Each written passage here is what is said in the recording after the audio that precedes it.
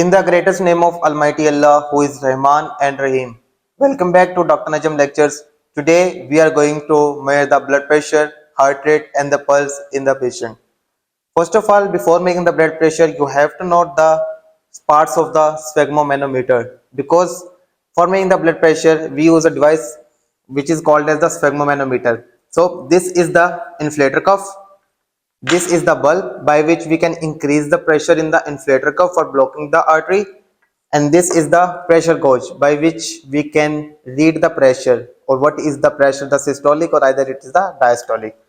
So before put on the inflator cuff, the arm of the patient should be in relaxed form, because sometimes when the patient is in standing form or other condition, the muscles applying force on the arteries or the muscles is in the contractive forms.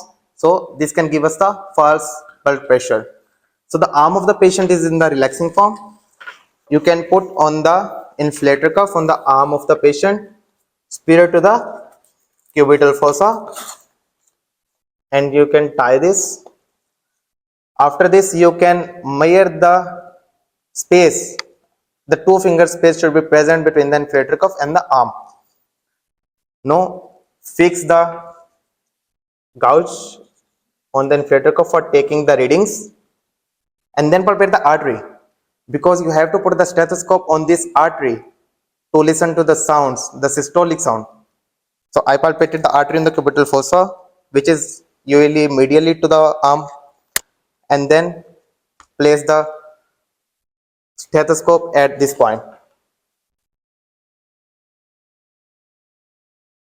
Now inflate the inflator cuff with the pressure by the bulb until you stop listening the sound with the help of the stethoscope. For example, I am inflating the pressure, and at this point I stop listening the sound from the stethoscope. Now I slowly depressurize the inflator cuff by moving the knob.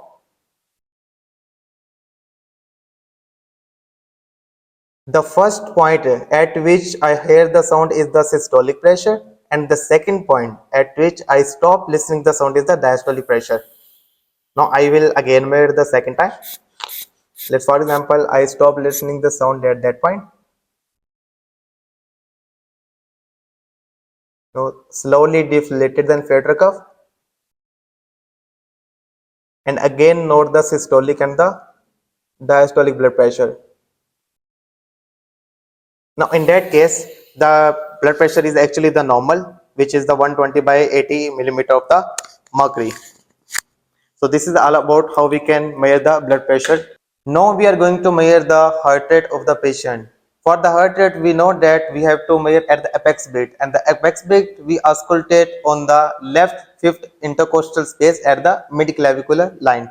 For that purpose, I will put on my stethoscope first, and then see where is the fifth intercostal space mid-clavicular. So this is the second, third, fourth and fifth, and I will put this stethoscope at this place and start listening to heart sounds.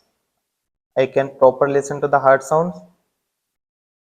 Now for example, if I am listening to the heart sound for the 10 seconds and the rate is 12 beats per 10 seconds, now I will multiply it with the 6 to get the reading for the 1 minute, and 12 multiplied by 6, it will be 72 beats per minute, and the normal heart rate is also from the 60 beats to 100 beats per minute. So the heart rate is a normal. Now we are going to measure the pulse rate in the patient from the radial artery.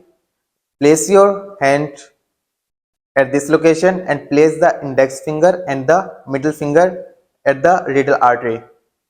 At this place you can feel the pulse. For the proper pulse rate, keep sure that the hand of the patient should be in the relaxed position. Now again, take the reading of the pulse rate for the 10 seconds and multiply it by the 6. You can take the readings for the 1 minute. For example, if the pulse rate for 10 seconds is 12, then multiply it with 6 and the pulse rate is 72 per minute. So, thank you for watching. Do subscribe to Dr. Najam Lectures.